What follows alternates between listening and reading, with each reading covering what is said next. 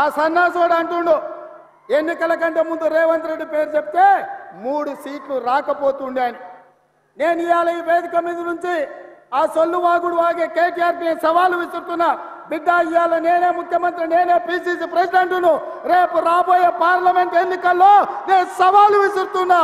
నీ చేతనైతే దమ్ముంటే, నువ్వు మగోడు అయితే ఈ తెలంగాణ రాష్ట్రంలో బిడ్డ ఒక్క సీటు గెలిచి చూపించు.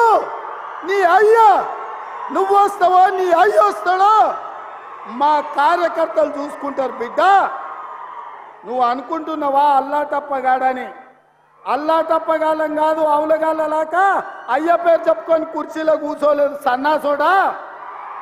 కింది నుంచి కార్యకర్తగా కష్టపడి జెండాలు మోసి లాఠీ దెబ్బలు తిని నీ అక్రమ కేసులు ఎదుర్కొని చెర్లపల్లి చెంచల్ కూడా జైల్లో మగ్గినా భయపడకుండా లొంగిపోకుండా నిటారుగా నిలబడి నిన్ను, నీ అయ్యను, నీ బావను బొందబెట్టి ఇవాళ కుర్చీలో కూర్చున్నాం.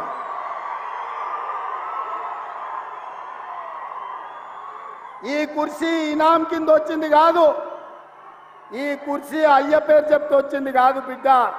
నల్లమల్ల అడవి నుంచి తొక్కుకుంటూ వచ్చి నీలాగటో నెత్తి మీద కాలు పెట్టి తొక్కి ఆ కుర్చీలో కూర్చోబెట్టిండు మా కార్యకర్తలు. ఇవాళ కుర్చీ ఉందంటే అది మా కార్యకర్తల త్యాగం. ఇవాళ కుర్చీ ఉందంటే మా కార్యకర్తల పోరాటం.